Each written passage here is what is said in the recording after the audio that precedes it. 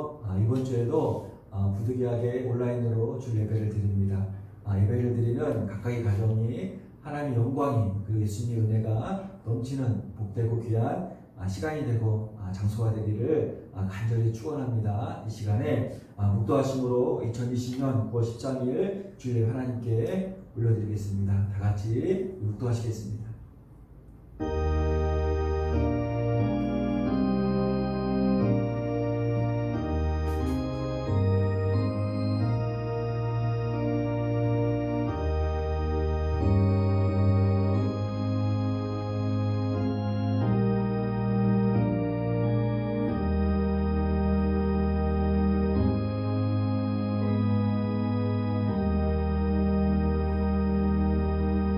여호와는 나의 목자시니 내게 부족함이 없으리로다.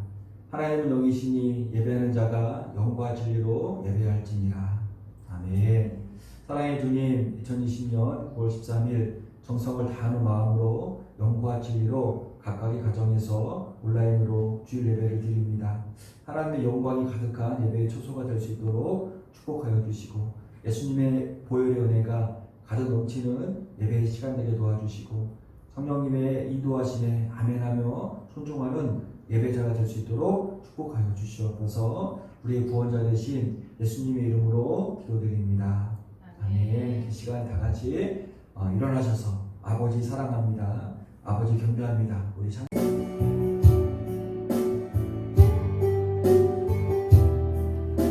아버지 사랑합니다. 아버지 경배합니다.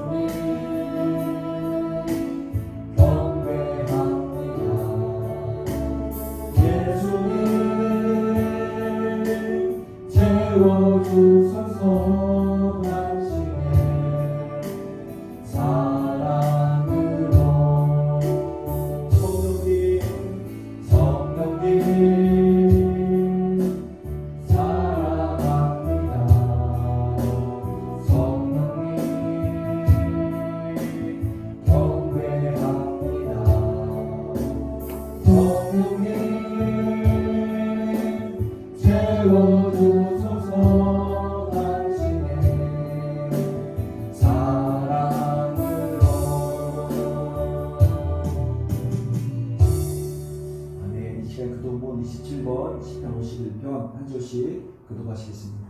제가 먼저 읽겠습니다.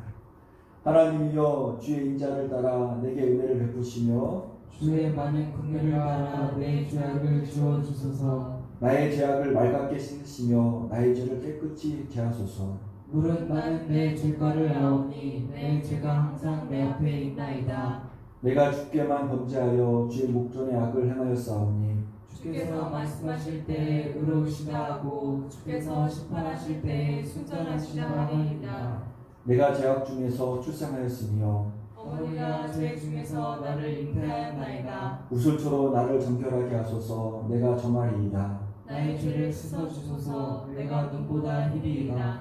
하나님이여 내 속에 정한 마음을 창조하시고 내 안에 정직한 영을 새롭게 하소서. 아멘. 이 시간 앉으시면서 서로 인사하겠습니다. 좀 안아주시고요. 사랑합니다 하고 꼭 안아주세요. 꼭 안아주시고 이 시간에 찬양하겠습니다. 보혈을 찬양하시면서 이 시간 예배가 예수님의 보혈을 지나서 하나의 품으로 안길 수 있는 그런 귀한 시간 될 수 있도록 소망하시면서 같이 보혈을 지나 찬양하시겠습니다.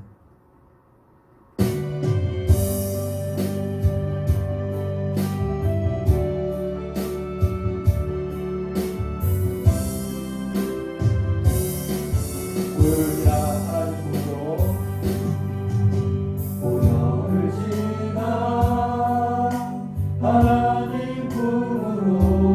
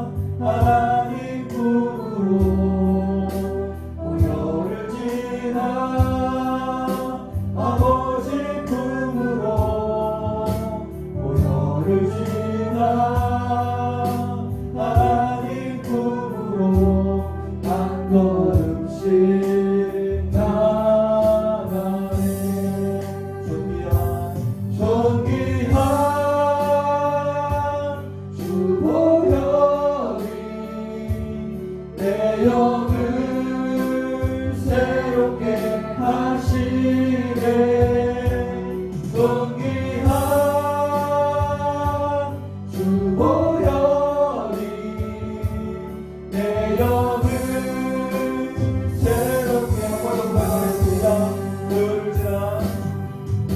보혈을 지나 하나님 품으로 보혈을 지나 아버지 품으로 보혈을 지나 하나님 품으로 한 걸음씩 나가네. 보혈을 지나 하나님 품으로 보혈을 지나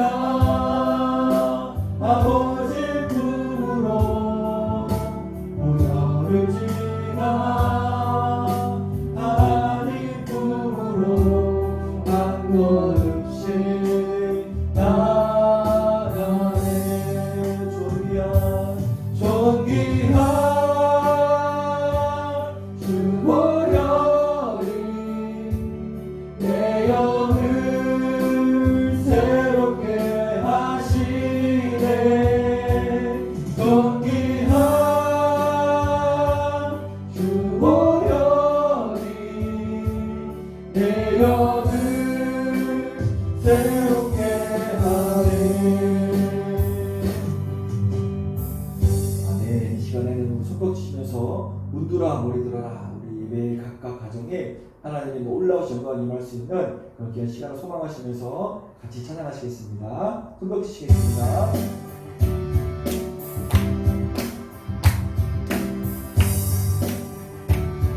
문들아 머리들어라 문들아 머리들어라 들릴지어다 영원한 문들아 영광의 왕 들어가시도록 영광의 왕 들어가신다.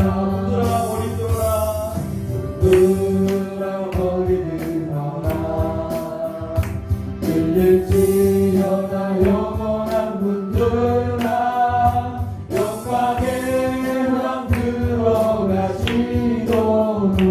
영광의 왕 들어가신다. 영광의 왕이시고 다하고 능하신 주로다. 전쟁에 능하신 주시라.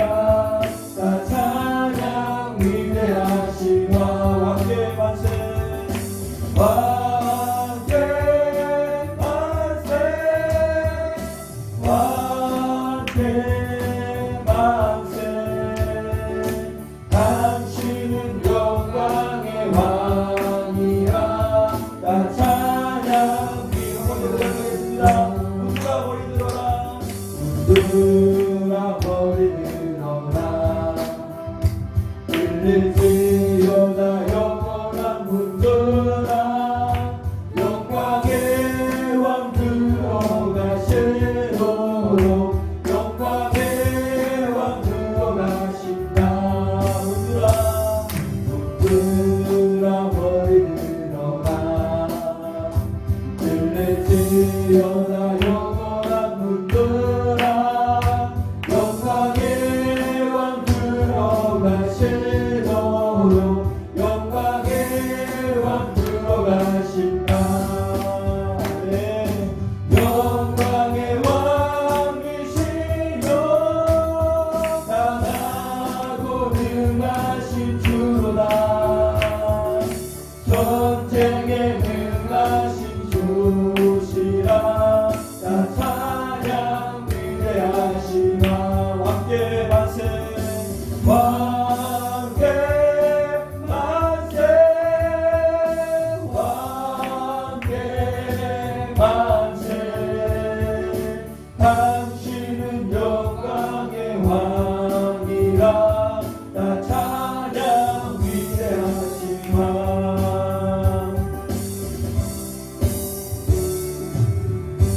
아멘. 시간 각각 가정이 왕께 만세하며 우리 소리 높여 사랑할 수 있는 그런 귀한 시간 되시기를 축복합니다. 이 시간의 마지막으로 전능하신 나의 주 하나님을 찬양하신 다음에 예배를 놓고 같이 한번 기도하겠습니다.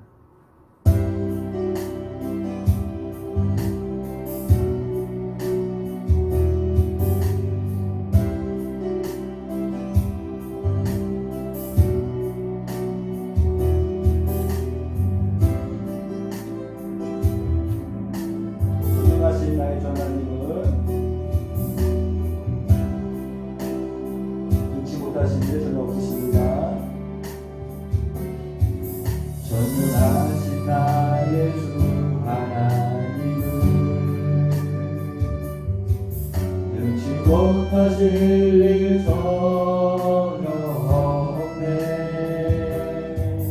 우리의 모든 간구도 우리의 모든 생각도 우리의 모든 꿈과 모든 소망도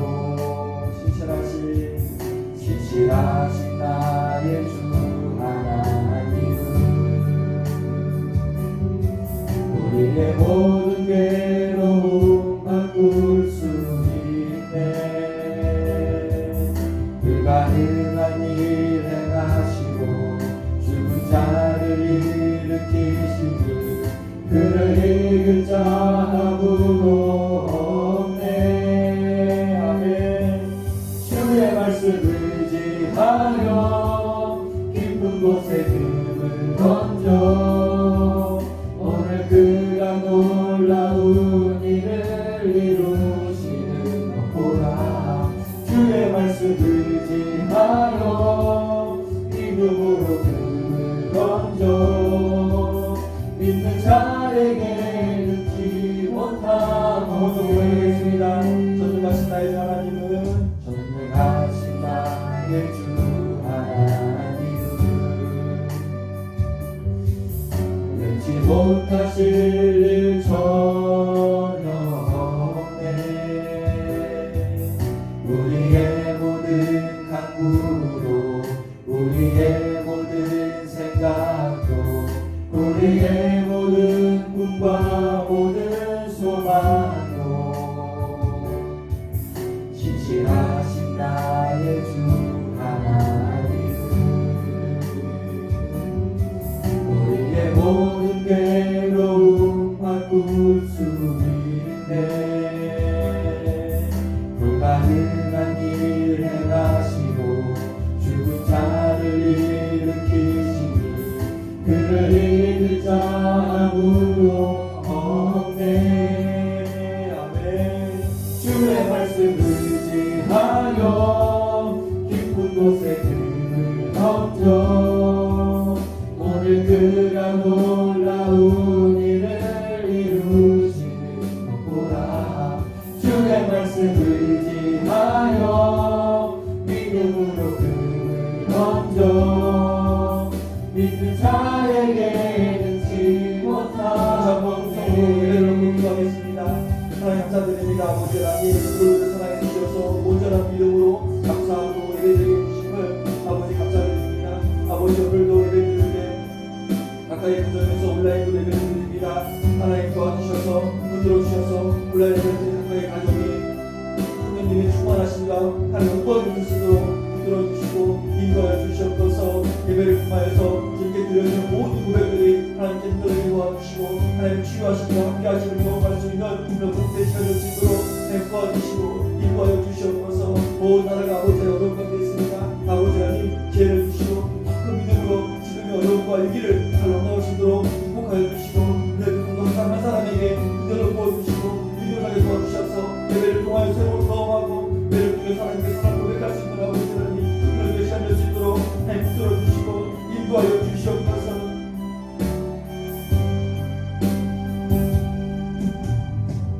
사랑의 눈이 9월의 둘째 주 각각의 가정에서 온라인으로 주 예배를 드립니다. 예배를 드리는 각각의 가정이 하나님의 영광이 가득 임할 수 있는 복된 장소가 될 수 있도록 축복하여 주시옵소서. 예배를 드리는 한 사람 한 사람이 마음을 다하고 정성을 다하는 영과 진리로 드리는 예배자가 되게 도와주시고 성령님의 강한 인재와 예수님의 보혈의 은혜가 넘치는 복된 시간으로 축복하여 주시옵소서. 대부분의 교회가 코로나19 바이러스 확산으로 온라인으로 예배를 드리고 있습니다. 그리고 다양한 이유들로 큰 어려움 가운데 있습니다. 주님, 한국 교회를 불쌍하게 주셔서 모든 교회가, 모든 목회자와 모든 성도들이 회개의 자리에 나와서 간절히 회개할 수 있는 귀한 시간으로 인도하여 주시옵소서. 다시 한번 성령님의 강권하신 은혜를 경험할 수 있는 한국교회에게 도와주시고 하나님의 국률하심을 믿고 모든 이들에게 사랑으로 섬기고 베풀 수 있는 교회와 성도가 될 수 있도록 하나님 축복하여 주시옵소서. 은혜의 교회 성도들과 지금 온라인으로 함께 예배를 드리는 모든 성도들을 예수님 이름으로 축복합니다. 모든 사람들의 건강과 안전을 지켜주시옵소서. 자녀들과 가정과 사업장을 지켜주시옵소서. 온전한 믿음으로 예배자로, 기도자로, 섬기는 자로 설 수 있도록 하나님 축복하여 주시옵소서. 오늘 선포되는 말씀이 주님의 뜻을 전하는 메시지가 되게 도와주시고 성령님의 강권하심으로 말씀이 선포될 수 있도록 축복하여 주시옵소서. 들면 이의 모든 마음이 옥토가 되게 도와주셔서 믿음으로 아멘하며 말씀에 순종하는 삶으로 하나님 축복하여 주시옵소서. 우리의 구원자 되신 예수님의 이름으로 간절히 기도드립니다. 아멘.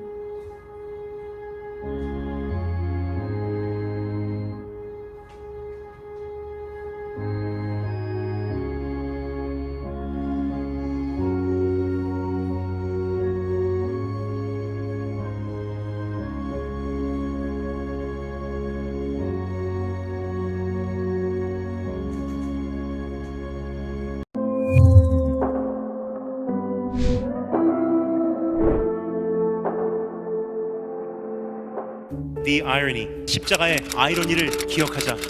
성경은요 단 한 번도 이름을 함부로 사용한 적이 없습니다.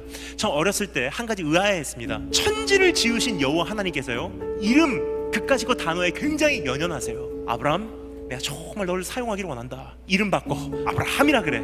야곱아, 이름 바꿔 이스라엘이라 그래. 큰 위대한 민족으로 너를 새롭게 세워내리라. 이름은 절대로 성경에서 우연히 사용된 적이 없다는 것입니다. 여기 소개되는 그 인물, 그 남자의 이름도 우연이 아니에요. 예수님 대신 십자가를 진 구레네 사람의 이름이 뭐죠? 시몬. 시몬 하면 제일 먼저 떠오르는 이름이 누구죠? 시몬 베드로. 내가 주님을 위해서 십자가 지겠습니다. 다른 사람 다 버려도 나만은 주님을 안 버립니다. 장담했던 사람이에요. 3번 주님을 부인하고 가차없이 무너져 내리는 자기 자신을 발견하게 됩니다. 배반하고 부인했기에 죄책감을 가지고 씨름을 하고 있었음에도 불구하고 주님은 사랑한 것만은 사실이기 때문에 주님 십자가 지는 그날 쫓아갔을 거예요. 멀리서나마 숨어서 지켜봤을 것입니다. 한참을 십자가를 지고 가시다가 쓰러지세요. 베드로는 뒤에서 숨어서 응원을 합니다. 주님 일어나세요. 주님 일어나세요. 막 채찍질해요. 갈등합니다. 내가 가고 도와드릴까? 아니 이미 늦었어. 이미 늦었어. 가고 도와드릴까? 주님 일어나세요. 근데 주님께서 부들부들 떠시면서 다시 일어나세요. 또 한참을 가시다가 주님께서 코너를 도세요.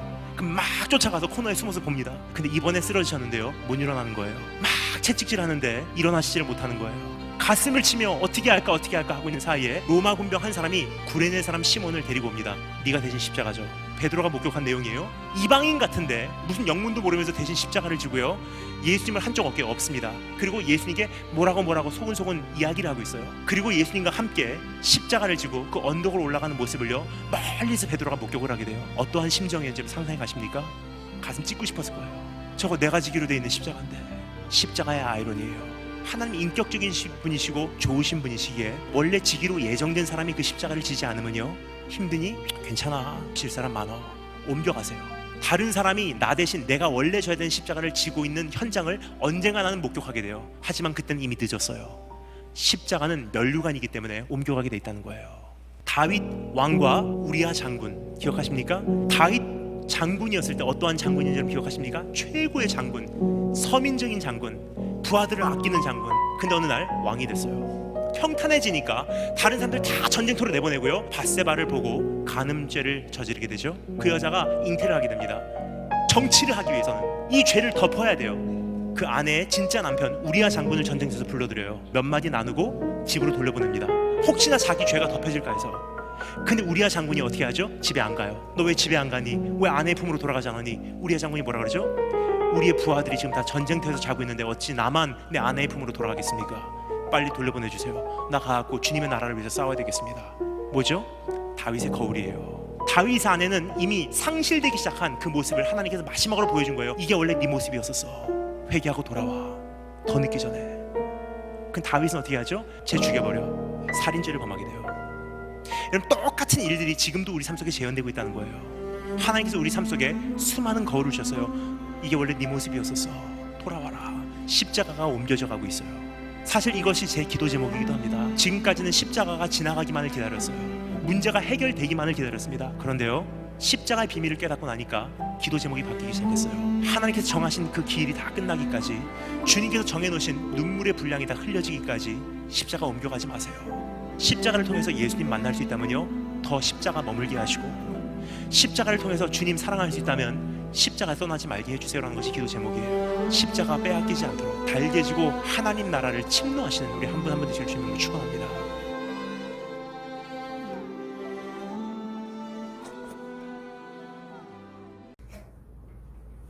할렐루야, 괴숙 시간입니다. 9월 둘째 주 주일 예배 주님께 감사와 영광과 찬양을 올려드립니다. 이번 주도 코로나19로 인해서 비대면 예배를 드리고 있습니다.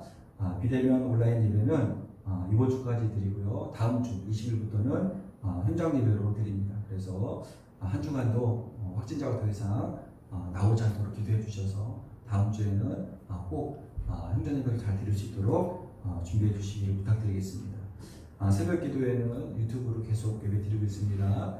새벽 기도회 동참해 주시길 부탁드리고요. 수요 기도회는 당분간 교회에서 드리지 않고 있습니다. 다음 주 대표 기도는 정영동 성도님입니다. 그래서 미리 한 주간 동안에 기도를 이렇게 준비해 주시면 감사하겠습니다.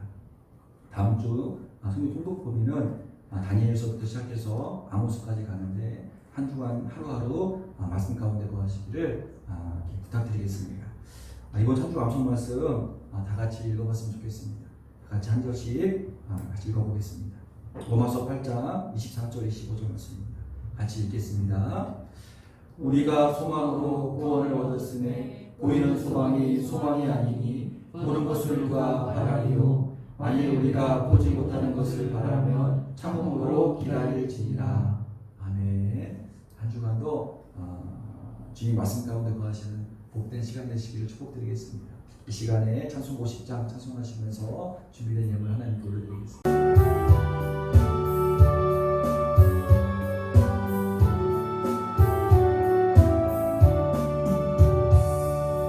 내게 있는 모든 것은 아낌없이 드리네. 사랑하고 의지하며 주만 따라 살리라. 주께 드리네. 주께 드리네.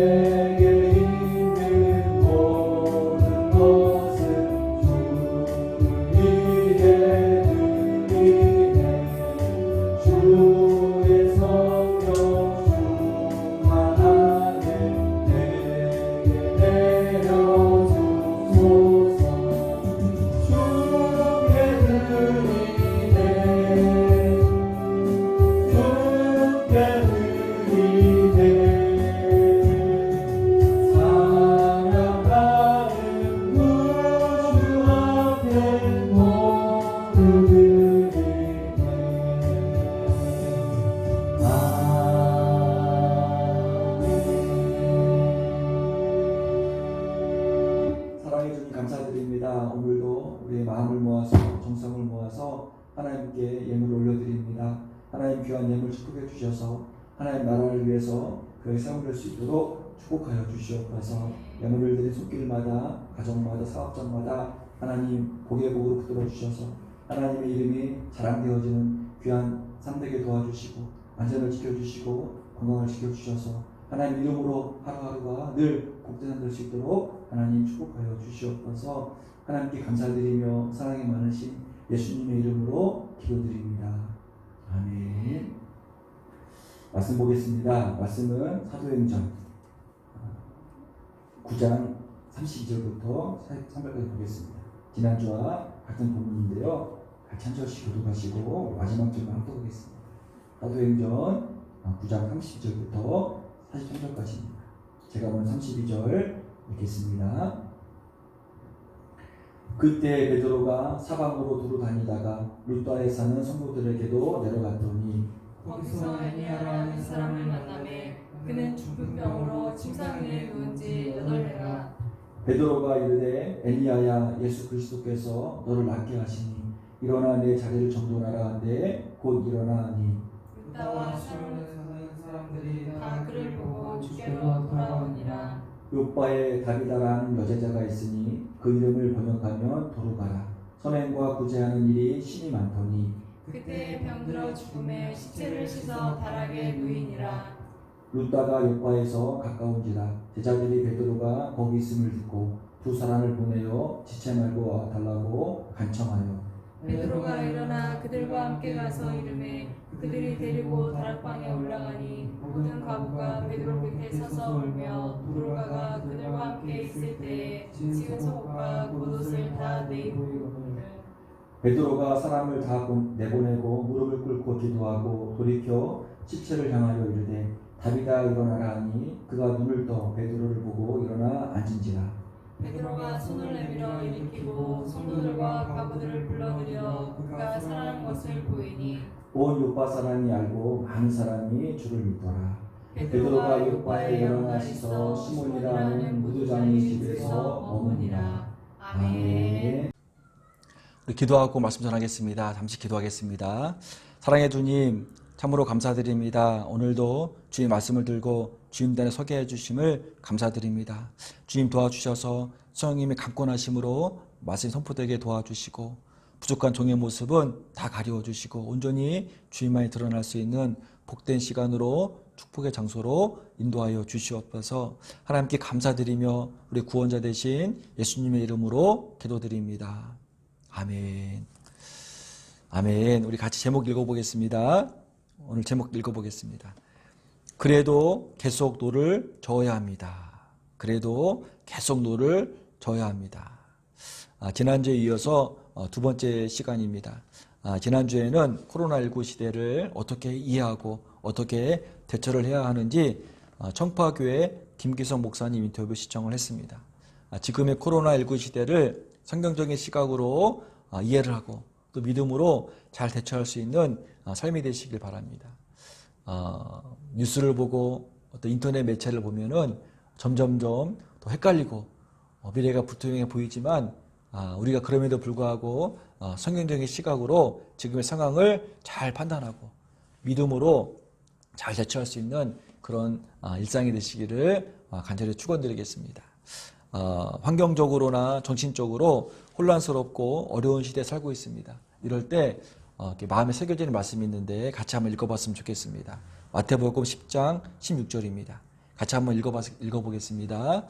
보라 내가 너희를 보냄이 양을 이리 가운데 보낸과 같도다. 그러므로 너희는 뱀같이 지혜롭고 비둘기같이 순결하라.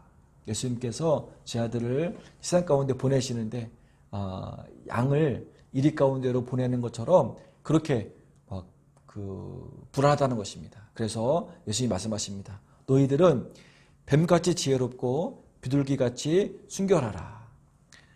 뱀같이 지혜롭다 해서 지혜롭다는 단어는 헬라어로 프로니모스라고 하는데요. 통찰력이 있는, 총명한, 분별력이 있는 신중한이라는 뜻입니다. 지금의 상황과 시대를 지혜롭고 통찰력 있게 잘 분별해야 됨을 말하는 것입니다. 우리는 비둘기 같은 순결함과 순진함을 가지고 어느 때보다도 지혜로워야 됩니다. 통찰력을 가지고 시대적 상황과 환경들을 잘 분별할 수 있어야 됩니다. 그래서 상황 판단과 사례 분별을 말씀에서 주는 지혜로 잘 분별해서 잘 판단해야 됩니다. 지금은 우파, 좌파 극명하게 양쪽으로 이렇게 나뉘어지고 있습니다. 나와 같은 생각을 갖지 않으면 다 적으로 이렇게 막 이렇게 판단하는 그런 아주 위험한 상황 가운데 있습니다. 이럴 때일수록 우리 그리스도인들이 중심을 잘 잡아서 좌로 우로 치우치지 않고 하나님께서 원하는 것이 무엇인지를 늘 묵상하면서 우리 시대를 말씀으로 성경으로 잘 분별할 수 있는 삶이 되시기를 축원드리겠습니다. 1517년 10월 31일 독일의 비텐베르크 대학의 정문에 마틴 루터가 95개조의 방법문을 딱 붙입니다. 그 당시에 카톨릭에 대한 어떤 부패, 잘못된 어떤 그런 그 상황들을 95개조를 딱 적어서 붙입니다. 마틴 루터가 종교 개혁을 의도하진 않았지만 종교 개혁의 시작점이 된 것입니다. 마틴 루터의 어떤 종교 개혁의 지지자들이 좀 더 많아지고 하나의 큰 세력으로 이렇게 성장합니다. 사람들이 모여들자 사람들이 점점 세력화되자 힘이 생기고 영향력이 생기는 것입니다. 그래서 로마 카톨릭의 본부까지 움직이게 하는 상황이 되었습니다. 이럴 때 자칫 잘못하면 종교개혁의 무게중심이 처음에는 좋은 어떤 신앙의 본질로 돌아가자는 그런 정신이 세상적인 힘과 영향력으로 방향이 틀어질 수 있었을 때 그때 종교개혁의 5대 정신이 발표가 됩니다. 뭐냐면 오직 성경, 오직 예수, 오직 은혜, 오직 믿음, 오직 하나님께 영광. 우리가 종교개혁을 하는 그 큰 무게의 중심이 뭐냐면 우리가 이 땅에서의 최고의 권위는 오직 성경밖에 없다. 그래서 오직 성경. 우리가 죄된 인생에서 구원받을 수 있는 유일한 방법은 오직 예수, 오직 은혜, 오직 믿음이다. 그리고 예수를 믿는 성도로서의 삶으로는 오직 하나님의 영광이라는 그런 무게의 어떤 신앙의 무게의 중심축을 이렇게 선포하고 이 축으로 인해서 종교개혁이 진행되는 것입니다. 오늘 제목도 그래도 계속 노를 져야 됩니다. 우리가 계속 노를 져야 되는데 이 노가 뭐냐면 오직 성경, 오직 예수, 오직 은혜, 오직 믿음, 오직 하나님께 영광이라는 것입니다. 안개가 끼워서 앞이 잘 보이지 않습니다. 세상적인 어떤 그런 가치관과 세상적인 어떤 그런 지식들로 혼란스럽습니다. 그럴 때 잘 모르고 헷갈리고 어려울 때 그럴 때 우리가 져야 되는 노는 뭐냐면 오직 성경입니다. 성경을 계속적으로 읽고 묵상하고 암송하고 우리의 성경의 노를 계속 좇는 것입니다. 예수님을 앞세우는 것입니다. 오직 예수, 오직 은혜, 오직 믿음으로 혼란스럽고 분주한 삶 가운데서 예수님을 앞세우는 노를 좇는 것입니다.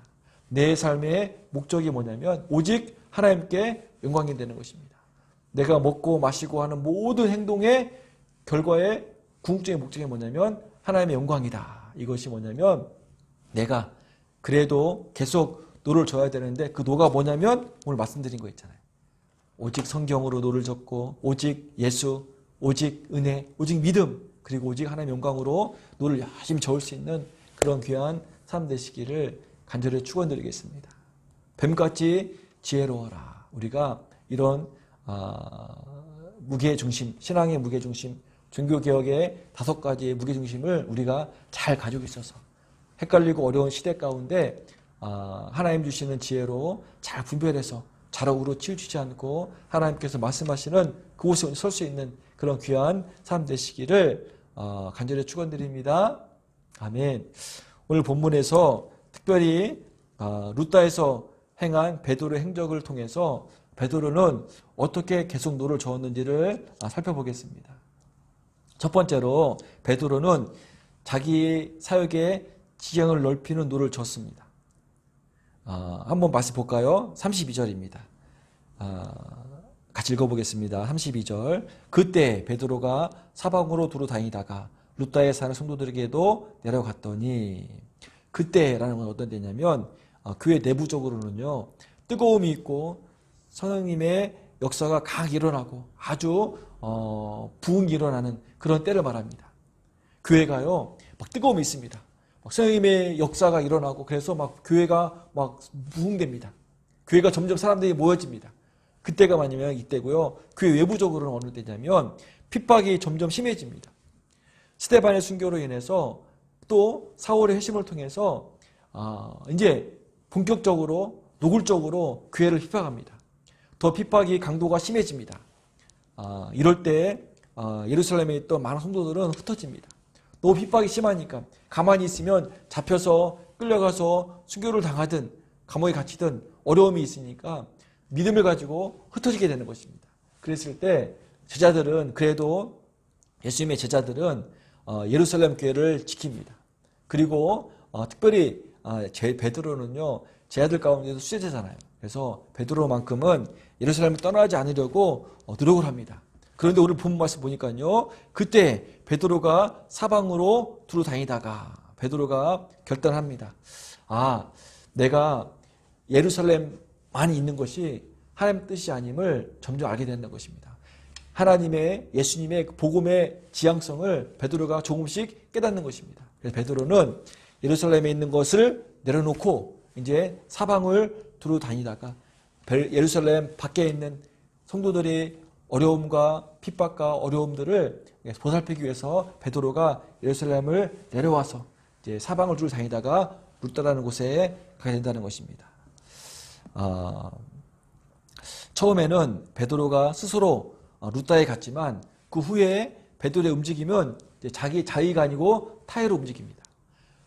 루다까지는 베드로가 자의로 생각해서 갔지만 그 다음부터 루다에서 요바로 가고 요바에서 가이사르로 가게 되는데 오늘 말씀은 루다 말씀, 다음 주 말씀은 요바 말씀, 그 다음 주 말씀은 가이사르 말씀인데 베드로가 루다까지는 자기 자의지만 요바로 가는 것과 요바에서 가이사르로 가는 것은 자의가 아니라 타의로 하나님의 인도하심에 의해서 베드로가 움직이게 됩니다. 처음에 우리가 노를 저으면 내가 갈 수 있는 한계가 여기까지지만 하나님께서 성령님의 바람을 일으켜 주셔서 내가 예상하고 생각한 것보다 훨씬 더 많이 나의 삶의 지경이 넓혀진다는 것입니다. 우리가 노를 젓지 않으면요 절대적으로 내 삶의 지경이 넓혀지지 않습니다. 하지만 우리가 결단을 하고 믿음으로 노를 저어서 한 걸음 나아가면 하나님께서는 한 걸음 끝나지 않고 한 걸음이 5걸음 10걸음 되게 하나님께서 뒤에서 밀어주시고 앞에서 끌어주신다는 사실을 꼭 기억해 두시고 우리가 베드로처럼 먼저 하나님의 믿음을 가지고 열심으로 노를 저어서 나의 삶의 지경을 넓힐 수 있는 삶 되시기를 간절히 축원드리겠습니다. 역대하상 10절에 보면은요 야베스 기도라는 유명한 말씀이 있습니다. 같이 읽어봤으면 좋겠습니다. 역대하상 4장 10절입니다. 같이 읽어보겠습니다. 야베스가 이스라엘 하나님께 아뢰어 이르되 주께서 내게 복을 주시려거든 나의 지역을 넓히시고 주의 손으로 나를 도우사 나로 환난을 벗어나 내게 근심이 없게 하옵소서 하였더니 하나님이 그가 구하는 것을 허락하셨더라. 야베스가 기도하는 것입니다. 하나님 저에게 복을 주시려거든 나의 지경을 넓혀달라고 기도하는 것입니다. 야베스는요 태어날 때부터 고통 수고였습니다. 즉 야베스라는 이름의 뜻은 고통과 수고입니다. 어머니가 야베스를 출산할 때 너무 고통스럽고 수고로움 때문에 이름이 지어진 것입니다. 그리고 그 문화적 환경을 바라보면 야베스의 앞으로의 삶이 누가 봐도 고통밖에 떠오르지 않습니다. 그래서 야베스야라는 이름이 아예 처음부터 태어날 때부터 너는 야베스야, 너는 고통이야, 수고라고 지어진 것입니다. 야베스의 인생은 고통이고 수고였습니다. 하지만 야베스는 거기에서 머무르지 않고 하나님 기도합니다. 하나님 저에게 복을 주시려거든 저의 지경을 넓혀 주옵소서. 고통에서 수고에서 더 넘어가서 하나님의 손으로 네 환난에서 나를 건져달라고 야베스가 간절히 자기 지경을 넓히는 기도를 하는 것입니다. 그때 하나님께 말씀하십니다. 하나님이 그가 구하는 것을 허락하셨더라. 하나님이 야베스의 기도를 들어주셔서 야베스의 지경을 넓혀주십니다. 그래서 역대하상 4장은요 다 그 족보가 나오는 장인데 야베스만 이렇게 족보에 관련된 배경을 이렇게 설명해 줍니다. 야베스가 얼마나 놀라운 지경을 넓혀줬는지를 설명해 준다는 것입니다. 살아가시면서 우리가 노를 젓는 것은 우리 삶의 지경을 넓히는 것입니다. 내가 노를 저으신 지경은 여기까지이지만 하나님께서 때로는 뒤에서 밀어주시고 때로 앞에서 끌어주셔서 우리의 삶의 지경을 넓힌다는 사실을 꼭 기억해 두시고, 베드로가 루다까지 내려갔던 것처럼 우리가 노를 저어서 우리의 삶의 지경을 넓히시기 바랍니다. 그럼 하나님께서 베드로를 루다에서 요바로, 요바에서 가이사랴로 이끄신 것처럼 우리의 삶도 하나님께서 나는 여기까지만, 하나님께서 여기에서 더 넓은 곳으로 넓혀주시를 믿으시고 믿음을 가지시고 우리의 삶의 지경을 넓히는 노를 저을 수 있는 복된 삶 되시기를 간절히 축원드리겠습니다. 두 번째는 뭐냐면 베드로는 믿음의 선포를 통해서 노를 저었습니다. 베드로는 노를 저을 때 어떻게 저었냐면 예수님의 이름에 힘을 얻어서 믿음으로 선포하면서 노를 저었습니다. 오늘 루다에서 베드로는 애니야를 만나는데요. 같이 한번 말씀 읽어보겠습니다. 33절입니다. 거기서 애니야라 하는 사람을 만나매 그는 중풍병으로 침상 위에 누운 지 8해라. 애니야라는 사람을 만나는데 애니야라는 사람은 중풍병으로 침상에 누운 지 8년째라는 것입니다. 그 김병에는 효자가 없다는 말도 있듯이 8년 동안 중풍병으로 침상에 누워있던 애니야의 인생은 아마도 희망이 없었을 것입니다. 가족들도 포기했을 것이고 자기 자신도 중풍병이라는 것 자체가 치유 불가능한 병이잖아요. 그리고 8년 동안이나 움직이지 못하고 침대에 누웠기 때문에 아마도 애니야도 나는 여기에서 이렇게 인생 끝나겠구나라고 포기했을 것입니다. 그런데 베드로가 루다에 가서 애니야를 보고 선포하는 것입니다. 한번 어떤 선포인지 같이 보겠습니다. 34절입니다. 같이 한번 크게 읽어보았으면 좋겠습니다. 베드로처럼 선포하는 마음으로 읽어봤으면 좋겠습니다. 34절 베드로가 이르되 애니야야 예수 그리스도께서 너를 낫게 하시니 일어나 내 자리를 정돈하라 한데 곧 일어나니. 베드로가 말합니다. 베드로가 분명 애니야를 봤을 때 처음에 강권하심을 느꼈을 것입니다. 그래서 애니야에게 말하는 것입니다. 애니야야 예수님께서 너를 낫게 해주시니 일어나서 너의 자리를 정돈하라고 말하는 것입니다. 여기에서 너를 낫게 하시니라는 단어는 미래형이 아니라 현재 진행형입니다. 지금 당장 예수님이 너를 낫게 해주시니까 이제 일어나서 너의 자리를 정돈하라는 것입니다. 노를 젓는 것이 결코 쉬운 일이 아닙니다. 왜냐하면 모든 상황과 정황이 노를 젓지 않는 것이 맞기 때문입니다. 모든 상황, 모든 정황, 8년째 중풍병으로 누워있는 애니야에게 예수님 이름 말하니까 일어나라고 하는 그 선포 자체가 너무 불가능하다는 것입니다. 지금의 상황에서는 노를 젓지 않는 것이 지극히 정상적이고 상식적이기 때문에 노를 젓는 것이 결코 쉬운 일 아닙니다. 애니야라는 그런 중풍하는 사람이 낫지 않는 것, 8년째 누워있는 그 삶이 더 이상 낫지 않는 것이 더 현실적이고 더 저항적으로 맞다는 것입니다.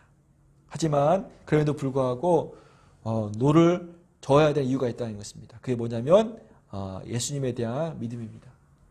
베드로가 사도행전 3장에서 성전 미문 앞에 앉은 뱅을 일으켰던 것처럼 베드로가 수많이 예수님을 함께하면서 예수님의 그런 기적과 놀라운 이적들을 경험했던 것처럼 베드로가 예수님 풍랑 가운데서 예수님께서 나에게 오라 했을 때 그 바다 위를 걸었던 그 믿음처럼 베드로는 믿음을 가지고 애니야에게 선포를 한 거였습니다. 내가 하는 것이 아니라 내 힘으로 하는 것이 아니라 내 안에서 계속 말씀해 주시는 예수님의 능력으로 베드로는 그 애니야에게 선포를 하는 것입니다. 최권능이라는 목사님이 계십니다. 우리나라 일제시대 그러니까 초대 기독교가 한참 이렇게 막 있을 때 활동했던 목사님이신데요. 초대교회 하면 베드로, 사도 바울이 있었다면 우리나라의 초대 기독교 역사에는 최건능 목사님이 계십니다. 원래 본명은 최봉수 목사님이신데요. 예수천당 부친지옥이라는 그런 슬로건을 가지고 열심히 전도하셨습니다. 그래서 그 당시에도 일제시대 그 당시에도 80여 개 교회나 개척을 하시고 또 최건능 목사님을 통하여서 구원받은 사람이 수천 명, 수만 명이 되었다고 기록으로 남아져 있습니다. 그러던 그런 상황 가운데서 최건능 목사님이 하루는 평양의 한 시골 골목을 걸으시다가 안진뱅이 어린아이가 이렇게 앉아 있는 것을 발견합니다. 그래서 봤을 때 사도행전에서 베드로가 안진뱅이 일으켰던 그런 말씀이 생각이 나서 자기도 믿음을 가지고 선포하겠다는 마음이 들었습니다. 그런데 주변을 보니까 사람이 많은 겁니다. 그래서 혹시라도 내가 선포를 했을 때 이 아이가 낫지 못하면, 치유받지 못하면 창피를 당할까 봐 어떻게 하냐면 그 아이를 이렇게 들어서 아무도 없는 골목으로 간 다음에 그 골목에서 아이에게 선포하는 것입니다. 그 안진병이 아이가 치유 받았을까요? 못 받았을까요? 못 받았습니다. 왜 못 받았겠습니까? 그 최건능 목사님이 그 아이를 들고 아무도 없는 곳에 갔던 그 행위 자체가 믿음 없기 때문입니다. 그래서 이렇게 최건능 목사님도 어려웠던 믿음의 선포를 우리는 감당해야 된다는 것입니다. 믿음으로 너를 좇는 것은 이렇게 결코 쉬운 일이 아니지만 때로는 용기가 필요하고 담당이 필요하고 결단이 필요한 거겠지만 그럼에도 불구하고 베드로처럼 내 마음 가운데 성령님의 강권하심이 있는다면 우리가 믿음으로 선포하며 너를 저을 수 있는 삶이 되시기를 간절히 축원을 드리겠습니다. 이렇게 믿음으로 지경을 넓히고 믿음으로 선포하는 너를 좋으면 어떠한 일이 벌어지냐면 어떠한 결과가 생기냐면 오늘 말씀에서 두 가지가 생겨났습니다. 첫 번째로 뭐냐면 삶이 정돈이 됩니다. 믿음으로 너를 계속 좋으면 우리의 삶의 자리가 하나하나씩 정돈이 됩니다. 말씀 보겠습니다. 같이 한 번 더 읽어보겠습니다. 34절 말씀인데요. 베드로가 이르되 애니야야 예수 그리스도께서 너를 낫게 하시니 일어나 내 자리를 정돈하라 한데 곧 일어나니. 베드로의 믿음의 노를 젓는 선포는 8년 동안 중풍병으로 침상에 누워있던 애니야의 삶의 자리가 정돈이 됩니다. 얼마나 그 삶의 자리가 지저분하고 많은 것도 있었겠습니까? 그런데 베드로가 믿음으로 선포를 하니 그 삶의 자리가 하나씩 정돈이 되는 것입니다. 우리의 삶도 우리가 믿음을 가지고 너를 계속 좋으면 우리의 삶도 하나씩 정돈이 되어집니다. 하나님과 나와의 관계가 정돈이 되어집니다. 나와 사람들의 관계가 정돈이 되어집니다. 그렇게 희미했던 그렇게 망설였던 일들이 하나씩 계속 너를 좋으면 정리가 되어지는 것입니다.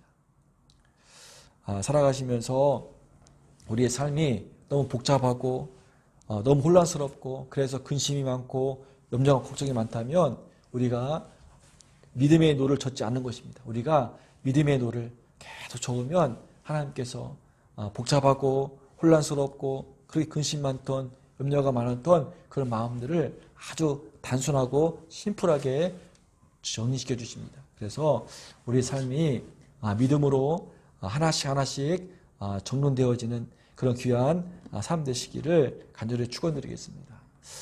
두 번째 어떤 일이 벌어지냐면 삶에 예수님의 흔적이 나타납니다.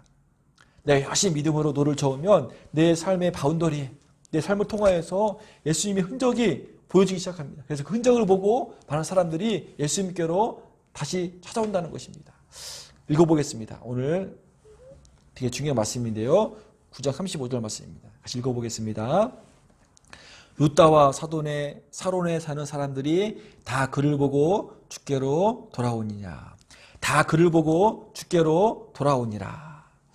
그를 보고 그가 누굽니까? 8년 동안이나 침상에 누워있던 중풍병자 애니야가 다시 회복되어지는 삶을 보고 많은 사람들이 루다와 그 루다 옆에 있는 동네 사론 지방까지 다 예수님께로 돌아오는 놀라운 일이 일어난다는 것입니다. 내가 너를 계속 저으면 예수 흔적이 나타나고 그 흔적을 통하여서 많은 사람들이 예수님을 경험하게 되고 예수님께로 돌아오는 놀라운 복음의 통로가 되는 사람이 된다는 사실을 꼭 기억해 두시고 우리가 그럼에도 불구하고 포기하지 않고 계속 믿음으로 너를 좇는 그런 귀한 삶 되시기를 간절히 축원드리겠습니다. 힘들고 어려울 때일수록 더욱더 힘을 내어서 포기하지 않고 계속 너를 져야 됩니다. 왜냐하면 우리의 삶이 신앙으로 믿음으로 다시금 정돈되기 때문입니다. 우리의 삶이 예수님 흔적들로 채워져서 많은 사람들이 예수 흔적을 우리를 통해서 내 노를 저름을 통해서 예수 흔적을 발견하고 그 흔적을 보고 다시 예수님께로 돌아올 수 있는 그런 예수님의 복음의 통로가 되어지는 삶이 있는 사실을 꼭 기억해 두시고 오늘 베드로처럼 우리 지경을 넓히는 노를 계속 저으시고 그리고 믿음으로 선포할 수 있는 그런 노 젓는 삶 되시기를 간절히 축원드리겠습니다. 한 주간도 이렇게 힘들고 어려워도 믿음으로 계속 신앙의 노를 저을 수 있는 그런 복된 하루하루가 되셔서 우리의 삶의 지경이 더 넓어지고 그리고 예수님의 흔적이 우리 삶을 통하여서 좀 보여지고 증거되어지는 그런 귀한 삶 되시기를 간절히 축원드립니다. 아멘. 기도하겠습니다. 사랑의 주님, 다시 믿음으로 노를 저을 수 있는 삶이 되게 하옵소서. 오직 성경, 오직 예수, 오직 은혜, 오직 믿음, 오직 하나님께 영광의 노를 가지고 그래도 다시 노를 저을 수 있는 믿음이 삶 될 수 있도록 축복하여 주시옵소서. 그래서 우리의 삶이 신앙으로 잘 전돈되게 하시고 예수님의 흔적들이 많이 쌓여져서 많은 사람들이 예수 흔적들을 보고 다시 예수님께 돌아올 수 있는 예수님의 통로가 되어지는 삶으로 축복하여 주시옵소서. 에베소처럼 믿음의 지경을 넓히는 노를 젓는 한 주간이 될 수 있도록 하나님 축복하여 주시옵소서. 이제는 예수 그리스도의 부활하심의 은혜와 하나님 아버지의 신실하신 사랑하심과 성령님의 역사내주 교통하심이 액션이라고 말씀하시는 주님의 음성 앞에 그래도 계속 믿음으로 신앙의 노를 젓겠다고 다짐하고 결단하는 모든 성도들과 각 가정과 사업장과 그리고 온라인 예배로 함께하는 모든 성도들에게 늘 함께 하시기를 예수님의 이름으로 간절히 축원합니다.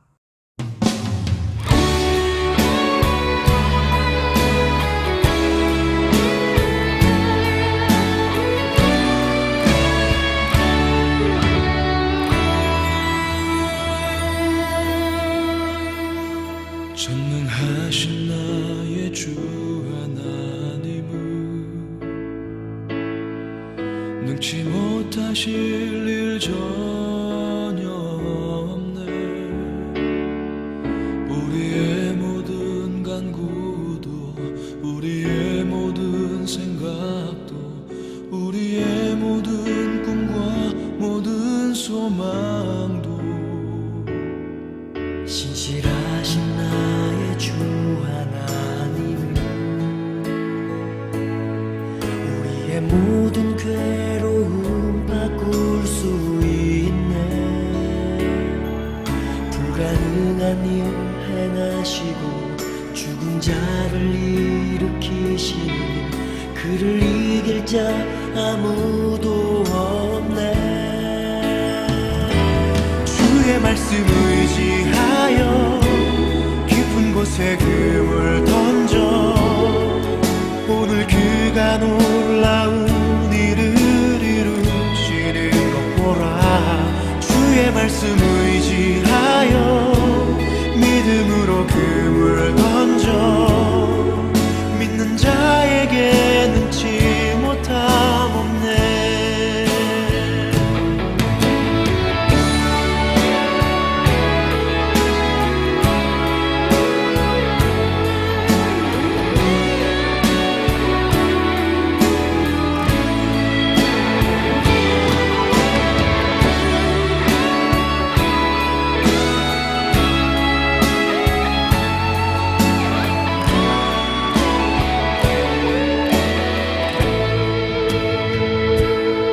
전능하신 나의 주 하나님은